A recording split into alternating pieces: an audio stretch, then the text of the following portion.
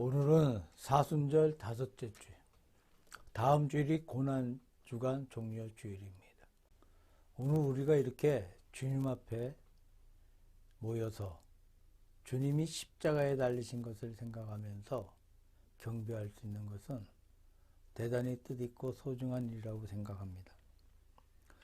요한복음 19장에 기록되어 있는 예수님께서 십자가에 달리신 사건 가운데 18절을 보게 되면 좌우편에 못 박으니 예수는 가운데 있더라는 구절이 있어요. 골고다 언덕에 셋이 같이 있었다는 것은 사복음서가 다 같이 전해주고 있고 또 예수님께서 가운데 계셨다는 것도 사복음서를 자세히 볼 때 알 수 있는 사실입니다. 그런데 가운데 있더라는 말이 나와 있는 것은 요한복음뿐이에요. 가운데 있더라는 이 말씀을 마음 가운데 우리가 생각해 보면서 은혜 받는 시간이 되시기를 바랍니다. 예수님을 가운데 못 박은 것은 우발적인 사건이었을지 모르겠습니다. 그 순간에 어떤 분이 갑자기 착상해서 이렇게 하자고 해서 갑자기 이루어진 사건일지도 모르겠습니다.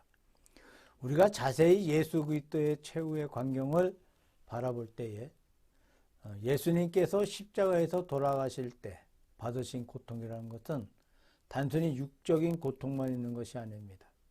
정신적으로, 심적인 심각한 고통을 같이 겸한 것을 볼 수가 있습니다.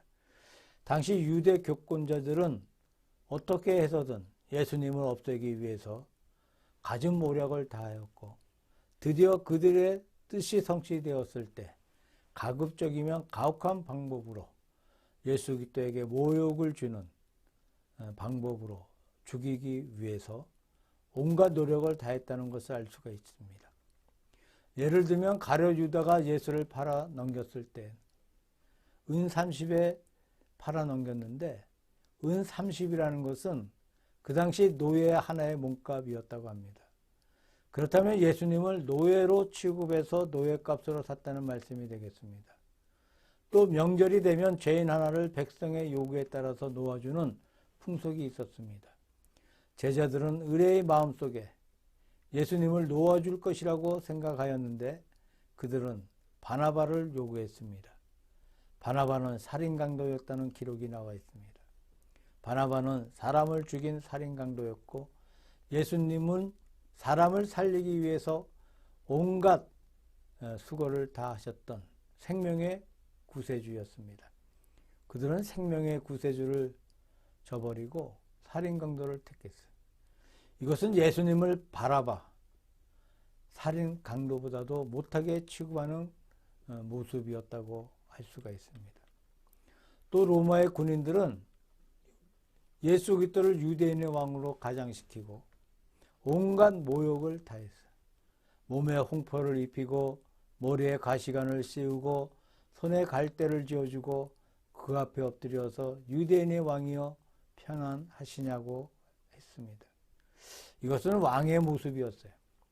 왕이 입는 아름다운 왕복 대신에 붉은 흉포를 입히고 왕이 머리에 쓰는 아름다운 금관 대신에 가시면류관을 씌우고 왕이 손에 들고 그것으로 왕권을 행사하던 금홀 대신에 갈대를 손에 쥐어주고 꿇어엎드려 유대인의 왕이여 평안하시냐. 다시 말해서 왕이여 만수무강하옵소서라고 조례를 바치는 흉내를 내면서 갈대를 빼앗아 예수님의 머리를 쳤다는 기록이 남아 있습니다. 자, 유대인의 왕으로 예수님을 가장시키고 모욕했다는 말씀이 있습니다. 그 다음에 예수님의 죄패가 있는데 당시 사람을 죽일 때는 무슨 죄로 죽인다는 죄패를 반드시 붙였다고 합니다. 예수님의 패에는 나사렛 예수 유대인의 왕이라는 기록이 있었습니다. 나사렛 예수 유대인의 왕이라는 것이 어째서 사람을 죽일 수 있는 사람을 죽여야만 할 사형의 제목이 될 수 있는 것이겠습니까? 이 말 가운데 유대인도 모욕하고 예수님도 모욕하려는 의도가 들어 있습니다. 유대인에게는 너희 왕을 보라. 이러한 왕밖에는 너희에게 왕이 없다 하며 유대 민족 전체를 조롱하고 또한 예수님을 조롱하고 있는 모습을 그 속에서 볼 수가 있습니다. 그리고 마지막으로 모욕의 방법이 예수님이 가운데 있더라는 내용입니다. 자를 보아도 강도, 우를 보아도 강도, 강도와 강도 사이에 끼어서 우리 주님께서 돌아가셨어요. 순전히 예수 그리스도를 강도로 취급하고 그 이상으로 취급하지 않았던 예수님을 격화시킨 사건이라고 말할 수가 있습니다. 예수 그리스도의 정신적 고통이 얼마나 심했겠습니까? 육체적인 고통과 함께 정신적인 고통이 막심했다는 사실을 볼 수가 있습니다. 예수님께서 이렇게 큰 고통 가운데 계셨던 것은 그가 우리의 육체적 고통을 제거하기 위해서 육체의 고통을 받으셨고 우리가 받는 온갖 정신적인 고통을 속하기 위해서 정신적인 고통을 받으신 줄로 압니다. 이 가운데 있는 십자가라는 것은 우연한 그들의 착상이었는지 모르지만 이것은 우리 인간 역사에 굉장한 예언적 사건이었습니다. 놀라운 진리가 말없이 온 세계를 향하여 끝없이 선포되고 있는 모습이라고 볼 수가 있습니다. 가운데 있는 십자가는 어떠한 십자가이겠습니까? 누가복음 23장과 39절 이하에 여기에 대한 내용이 상세히 기록되어 있습니다. 누가복음과 요한복음을 같이 비교해 가면서 가운데 있는 십자가의 뜻을 함께 묵상하시기를 바랍니다. 첫째, 가운데 있는 십자가는 특이한 십자가였습니다. 골고다 언덕 위에 서 있는 새 십자가는 우리 인간 역사 전체의 한 축도였다 혹은 사람 전체의 대표였다고 볼 수가 있습니다. 그 중에 우편에 있는 강도의 이름은 데스마였다고 합니다. 데스마는 마지막 순간에 가서 회개했습니다. 회개하고 예수님으로부터 오늘 내가 나와 함께 낙원에 있으리라는 든든한 구원의 약속을 받고 하나님 나라로 갔습니다. 이 데스마는 어떤 분이겠습니까? 그 순간 하나님이 볼 때는 살인강도요, 다시 말해서 죄인이었지만 하나님께서 보시기에는 죄가 없는 의로운 자가 되었다는 것. 주님을 믿음으로 예수 그리스도에게 사유함을 받고 죄 사함을 받은 의로운 자였습니다. 그 다음에 또 한편에 있는 강도는 게스다라고 하는데, 게스다는 끝내 예수 그리스도에게 모욕을 하면서 회개하지 않고 그냥 죽었다는 거예요. 내가 그리스도가 아니냐? 너와 우리를 구원하라. 물론 진지하게 예수님을 그리스도로 믿고 하는 말이 아닙니다. 너는 그리스도가 아니냐? 그렇다면 너를 살리고 나도 살리고 우리 모두를 살려라는 모욕적인 말입니다. 그렇다면 이 순간 그는 사람 보기에 살인 강도였습니다. 하나님 앞에서도 죄인이었습니다. 한 강도는 사람 앞에 죄인이요, 하나님 앞에서도 의로운 사람이요. 한 강도는 사람 앞에서도 죄인이요, 하나님 앞에서도 죄인이었습니다. 그런데 가운데 있는 예수 그리스도는 사람 앞에는 의로운 사람이었습니다. 아무도 예수 그리스도에게 죄를 찾아내지 못했어요. 그러나 하나님 앞에서는 만고에 없는 죄인이었다고 믿습니다. 왜냐하면 자신의 죄는 없지만 그가 만민의 죄를 대신 지고 계시기 때문입니다. 인간의 역사를 통하여 수많은 사람들, 수많은 성도들의 죄를 대신 지고 계신 것이고 인류의 죄를 대신 지고 계신 것이니까 죄의 이 총량은 한량없이 많다고 생각해 봅니다. 예수님께서 마지막에 십자가에 달리실 때 엘리 엘리 라마 사박단이라고 말씀했습니다. 나의 하나님 나의 하나님 어찌하여 나를 버리시나이까 라는 뜻입니다. 어떤 사람은 이 말을 해석하기를 고통이 너무 막심하니까 고통에서 나오는 울부짖음이라고 말하는 분이 있지만 저는 그렇게 믿지 않습니다. 아무리 고통이 심하다 하기로 그렇게 말씀하실 리가 만무하다고 믿습니다. 그렇다면 그 말은 사실이었다고 믿습니다. 하나님 아버지는 그 순간 성자 예수님께로부터 얼굴을 돌리셨다고 믿습니다. 하나님은 의로운 분이시기 때문에 죄를 용납하지 않습니다. 예를 들면 우리의 가정에 귀한 어린아이가 내게 다가오는데 안고 싶습니다. 그러나 아기가 진탕에 빠져 옷에 진탕에 묻어 있으면 할아버지나 아버지나 엄마가 아기를 안아주고 싶지만 안아주지 못합니다. 새 옷을 갈아입어야 안아줄 수 있어요. 예수님께서 하나님의 아들이지만 그 순간 무거운 죄를 지고 계시니까 그 순간 얼굴을 돌리신 줄로 압니다. 이것이 어찌하여 나를 버리셨나이까 하는 그 순간으로 저는 생각합니다. 하나님 앞에서는 최대의 죄인이었지만 이런 의미에서 그의 십자가는 특수한 십자가였다. 예수님의 신분은 특수한 신분이었다고 말할 수가 있습니다. 예수 그리스도의 일생을 자세히 생각해 보면 독특성이 사방에 넘쳐 있습니다. 예를 들면 예수님께서 탄생하실 때 성령으로 잉태하사 동료녀 마리아에게 나신 망고에 없는 탄생이었어요. 아무도 흉내낼 수 없는, 따라갈 수 없는 독특한 탄생이었습니다. 예수 그리스도가 12살 때 예루살렘에 가셔서 이 랍비들과 더불어 대화하셨는데 묻는 말에 대답하는 말에 모두가 놀랐더라는 말이 있습니다. 유년 시기가 특이했어요. 도마의 유년 복음이라는 것이 있습니다만 거기에 훨씬 더 많은 유년기의 행사가 나와 있습니다. 그 행사가 특이한 행사였습니다. 예수님의 일생을 통하여 그 말씀이 특이했습니다. 예를 들어서 하속들이 찾아와서 예수님을 잡으러 왔는데 한참 대화한 끝에 빈손으로 돌아갔습니다. 그들은 예수님을 감히 잡지 못하고 예수님의 말에 당황해서 예수님처럼 말한 사람은 아무도 없습니다. 그렇게 말했던 것을 볼 수가 있습니다. 예수님이 취하신 모든 동작이 특이했어요. 최후의 제자들의 발을 씻기셨는데 제자가 선생의 발을 씻기는 법이지 선생이 제자의 발을 씻기는 법이 없습니다. 그러니까 사도 베드로가 왜 내 발을 씻기시나이까? 라고 한 말씀을 찾아볼 수가 있습니다. 겟세마네 동산에서 예수님께서 잡혀가실 때 베드로가 칼로 발구에 길을 쳐서 길을 떨어뜨렸어요.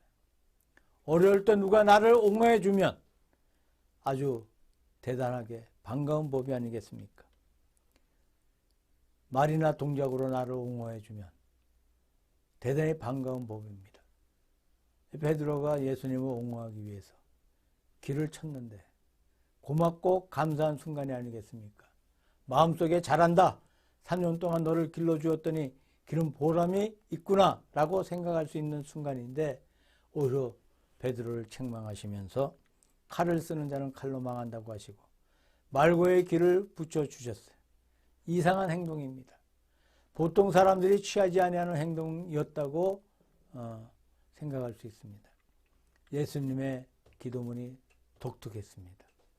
나사로의 무덤에서 기도하신 말씀을 우리가 생각해 보면 아버지여 내 말을 들으신 것을 감사하나이다.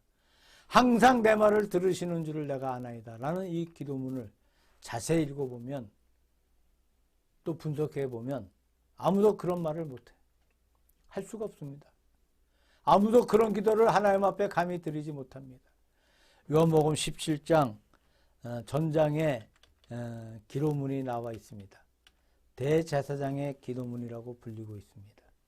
자세히 볼 때 이 기도문은 우리 보통 사람이 할 수 있는 기도문이 아닙니다. 독특한 기도문이었다고 생각합니다. 그리고 십자가에 달리신 모습, 독특한 모습입니다. 부활하신 모습, 독특한 모습입니다. 승천하신 모습, 독특한 모습입니다. 나실 때부터 십자가에 돌아가시고 부활하시고 승천하실 때까지 예수 그리스도의 전 세계는 특이했다는 겁니다.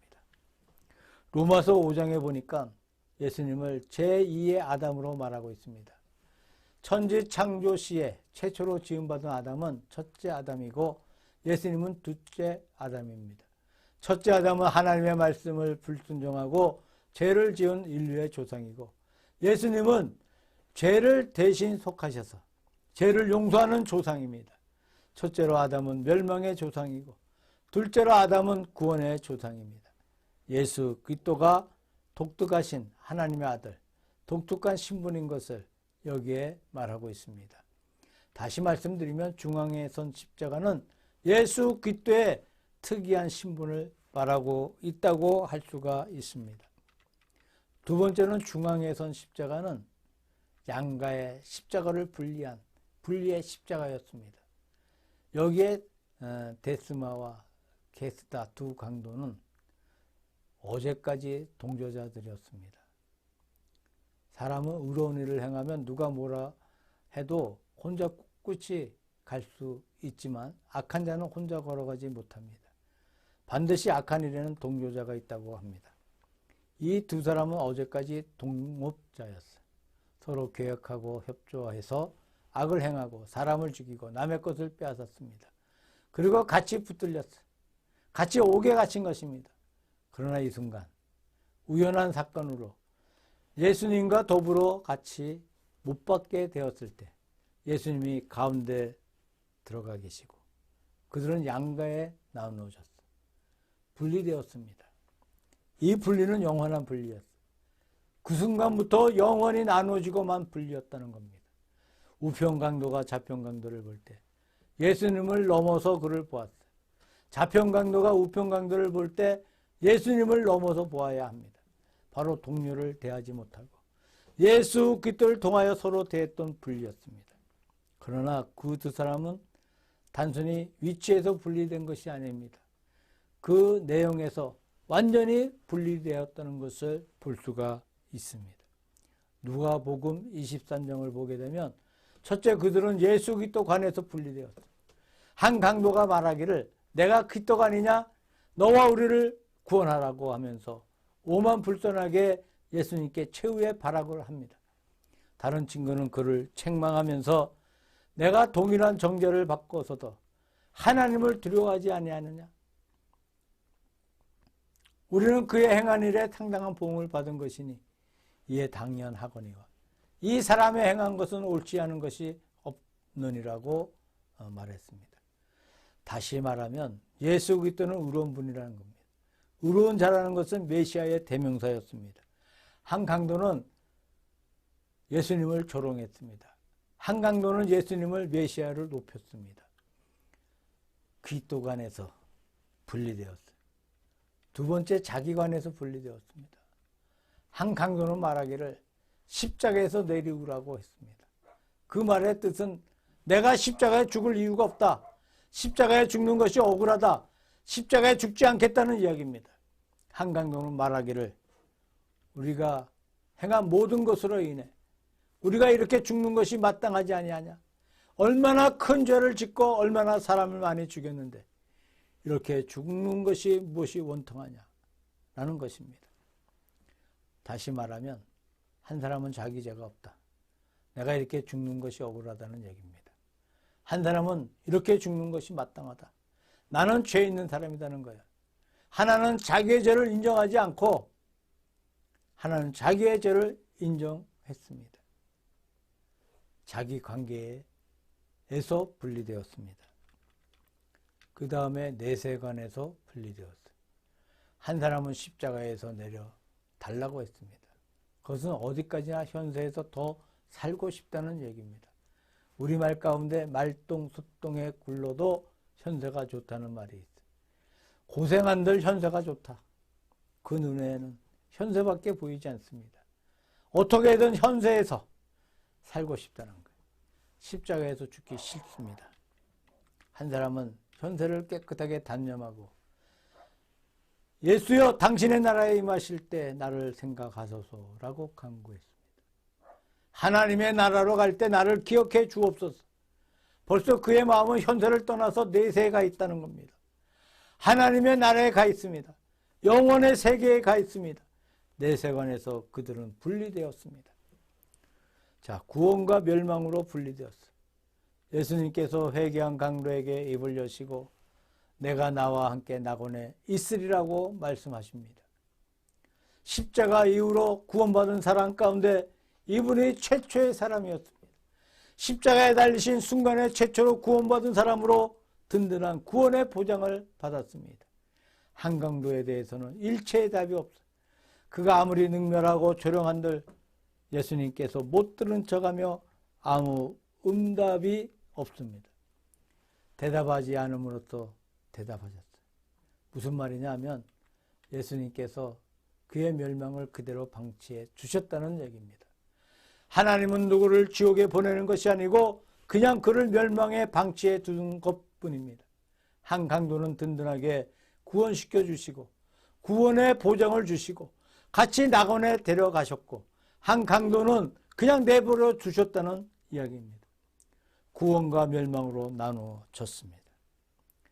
백두산 천지에 못해서 물이 흘러내려와서 동쪽으로 가면 두만강이 되고 서쪽으로 가면 압록강이 되어 나누어지는 모습을 보게 됩니다. 처음에 나누어질 때야 그 물이 아주 미미하죠. 똑같이 있던 물이 어떻게 돌다 보니까 동쪽으로 내려가고 어떻게 돌다 보니까 서쪽으로 내려가지만 일단 내려가면 동쪽으로 가는 물은 그대로 동쪽으로 가고 동해로 흘러가고 압록강 물은 그대로 흘러서 마지막에 서해바다로 들어갑니다. 작은 분리로 시작해서 큰 분리로 나누어지는 분리가 십자가였습니다. 예수 그리스도의 십자가가 있는 곳에는 반드시 분리가 있습니다. 예수님의 재림에 대한 예언의 말씀 가운데 그날에 두 사람이 밭을 갈매 하나는 데려감을 당하고 하나는 버려둠을 당하리라. 두 여인이 집에서 맷돌을 가는데 하나는 데려감을 당하고 하나는 버려둠을 당하리라. 내가 땅에 불을 던지러 왔노라. 한 가정이 서로 원수가 되리라 하신 말씀이 있습니다.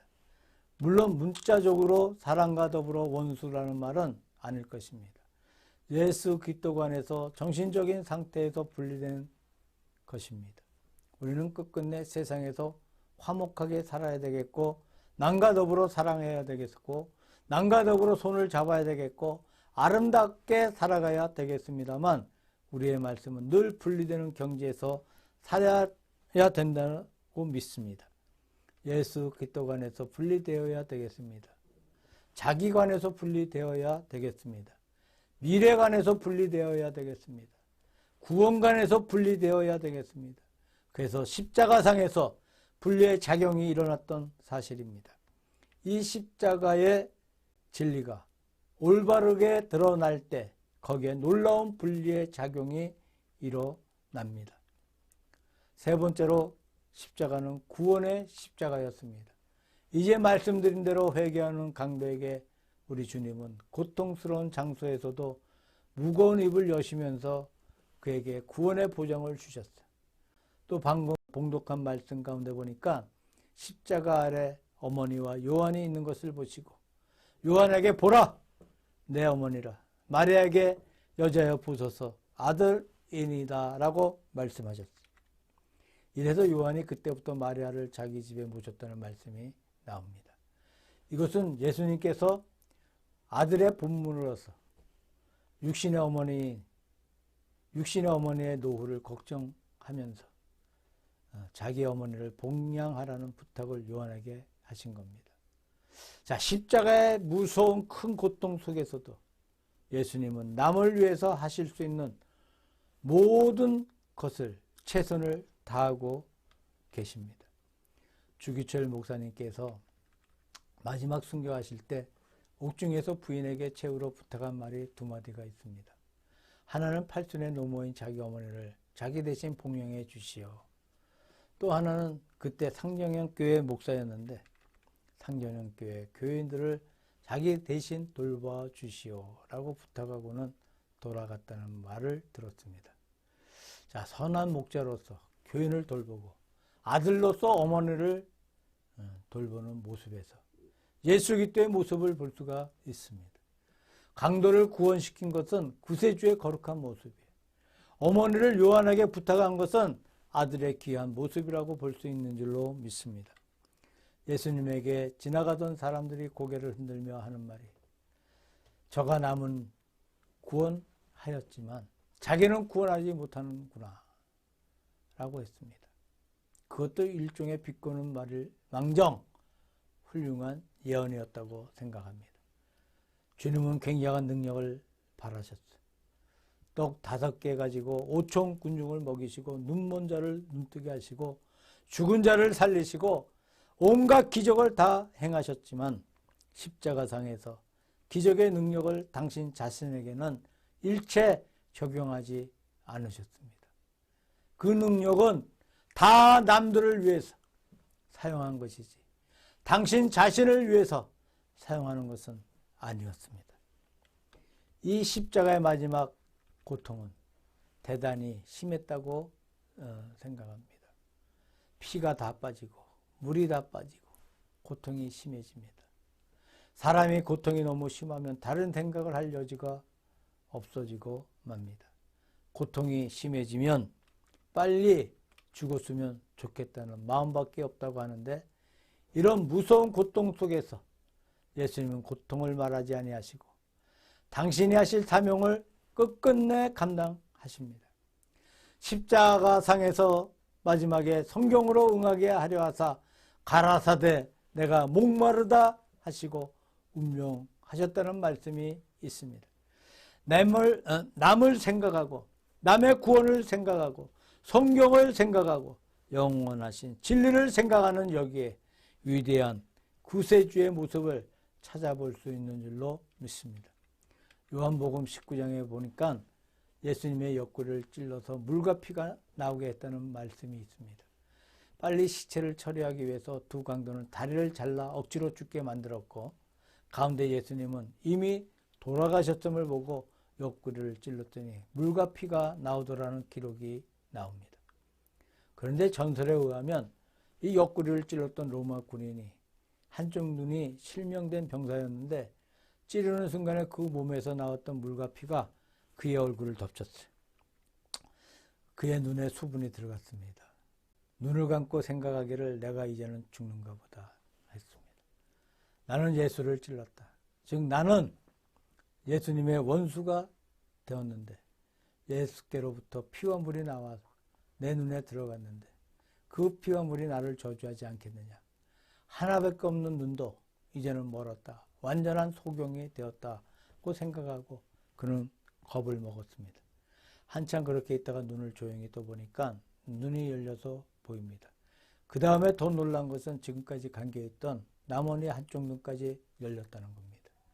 그래서 두 눈이 다 떠졌습니다. 그때 군인이 놀라서 나는 예수님을 찔러 예수의 원수가 되었는데 예수님의 몸에서 나왔던 피와 물이 나를 축복해서 나의 감겨있던 눈을 뜨게 해 주었다. 이런 큰 사랑이 어디 있을까? 이분은 참 하나님의 아들이요 참 메시아다. 나는 이분을 믿겠노라고 하면서 그 순간부터 예수님을 믿게 되었고 예수님의 신실한 제자가 되었다는 전설이 있습니다. 유명한 성이라는 영화가 있습니다. 오늘 본문 가운데 보니까 십자가 아래서 로마의 군인들이 제비를 뽑아서 예수님의 옷을 나누어 가졌다는 말씀이 있습니다.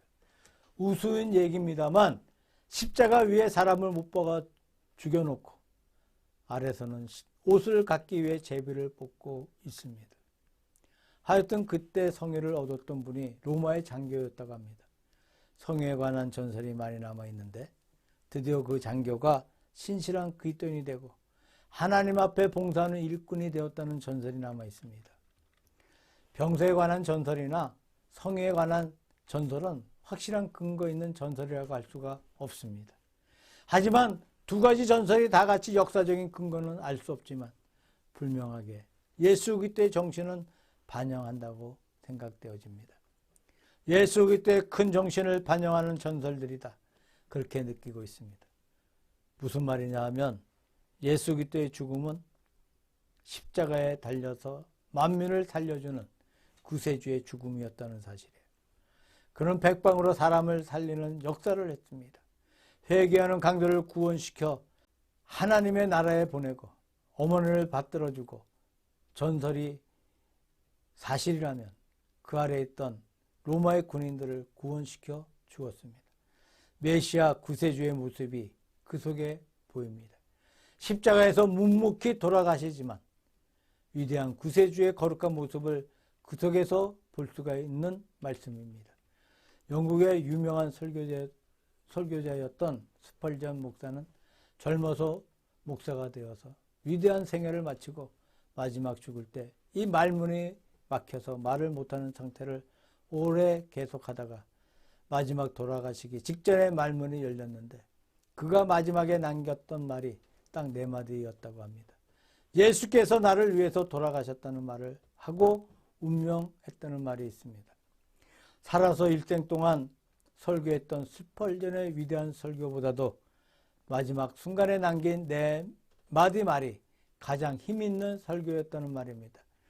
이 스펄전의 일생을 통한 굉장히 많은 설교를 짐작해야 하는 말이 아닙니까? 우리가 단순히 이 순환의 날을 연중 행사로 지키는 것으로 끝나면 안 되겠습니다. 감상적이 되어져서 예수님께서 십자가에 돌아가셨다 안 됐다 하는 감상에만 빠져서도 되는 것도 아닙니다. 이 뜻을 우리가 분명히 파악해야 되겠습니다. 십자가가 어떠한 십자가였는가? 우리가 그 뜻을 알고 기념해야 참된 기념이 됩니다. 그 뜻을 알고 감사해야 참된 감사가 됩니다. 엉뚱하게 아무리 눈물을 흘리고 아무리 애통을 하고 아무리 감상에 빠져 있다고 한들 그것은 올바른 감상이 아닌 줄로 압니다. 가운데 선 십자가는 특이한 십자가였습니다. 만민의 구세주, 인간 역사에 단 한 분밖에 없던 특이한 하나님의 아들로서의 신분을 말해줍니다. 가운데 선 십자가는 그가 들어가는 곳에 분리작용이 일어나는 분리의 거룩한 십자가였습니다. 그리고 가운데 있는 십자가는 구원의 십자가였어요. 이 특이한 십자가를 분리의 십자가, 구원의 십자가로 우리 마음에 새기면서 우리의 모든 행사가 올바른 기념이 되고 올바른 기도가 되고 올바른 묵상이 되기를 우리 주 예수 그리스도의 이름으로 축원합니다.